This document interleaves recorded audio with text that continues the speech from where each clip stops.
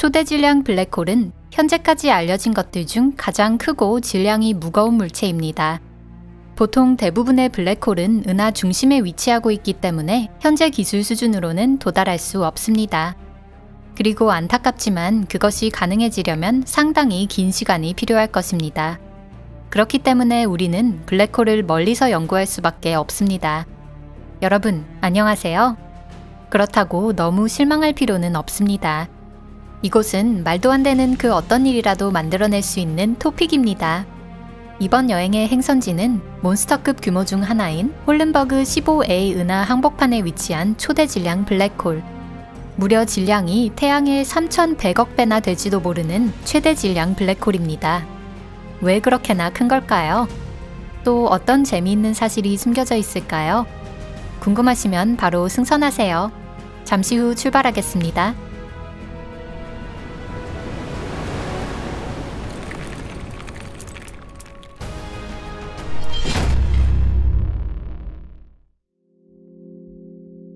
초거대 은하, 블랙홀이 태어난 곳.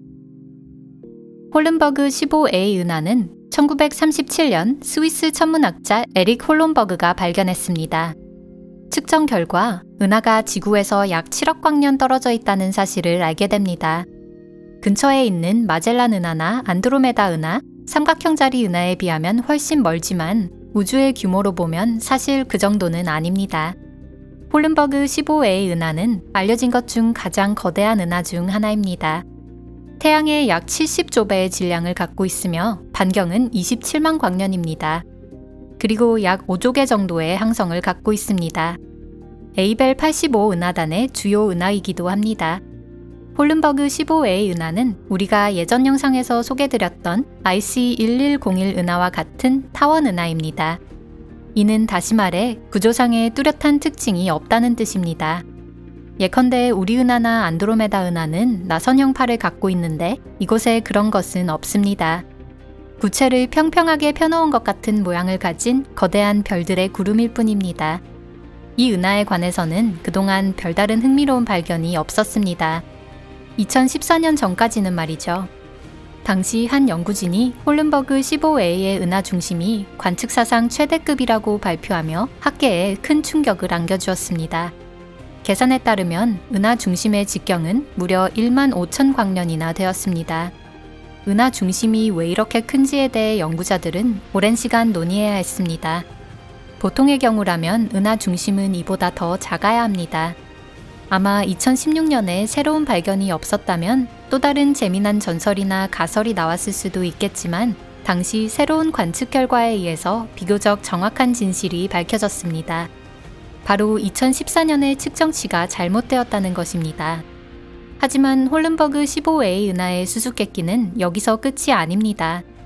2019년 관측에서 은하 중심에 위치한 초대 질량 블랙홀의 질량이 400억 태양 질량이라는 값이 나온 것입니다.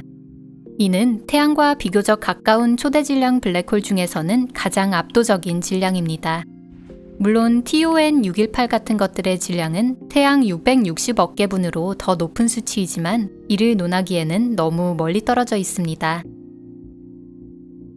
우주 몬스터, 블랙홀에 대한 자세한 정보.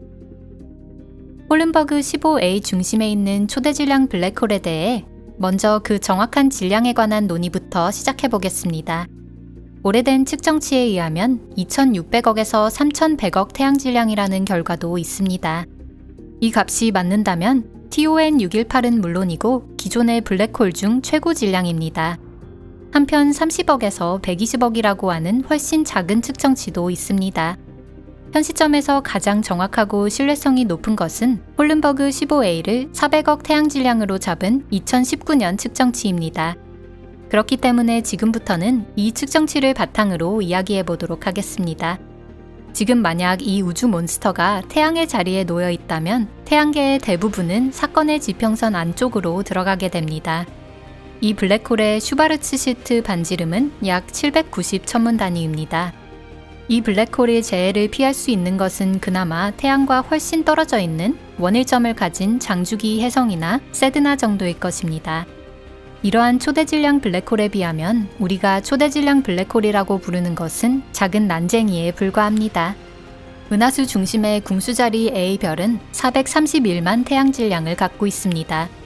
안드로메다 은하 중심의 초대 질량 블랙홀은 이보다 조금 더 무거운 태양의 2억 3천만 배 정도이지만 어느 쪽이든 이 거인의 발밑에도 미치지 못합니다.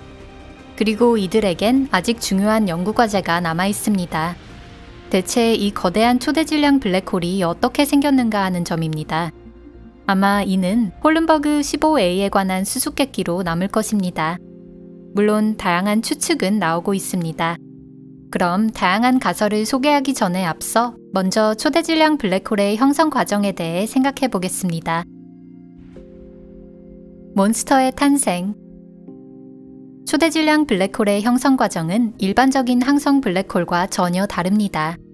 공통점은 오로지 하나, 상당한 질량의 물질이 중력 붕괴로 인해 한 점으로 응축됐다는 것입니다. 그 점을 바로 특이점이라고 합니다. 거기에서 일정한 거리에 사건의 지평선이 생깁니다. 사건의 지평선이란 그 경계를 넘으면 아무것도 탈출할 수 없게 되는 이론상의 경계면을 말합니다. 그렇기 때문에 이 사건의 지평선은 물체의 질량과 직접적인 관계가 있습니다. 그 너머로 떨어지면 절대 되돌아올 수 없습니다. 보통의 항성 블랙홀은 거성이 초신성 폭발을 한 이후 중력 붕괴로 생겨납니다. 초대 질량 블랙홀의 형성 과정은 더 복잡하고 흥미롭습니다. 하지만 초대 질량 블랙홀은 지금은 더 이상 형성되지 않고 있습니다. 이들이 태어난 것은 우주가 아직 더 젊었던 시절의 일입니다.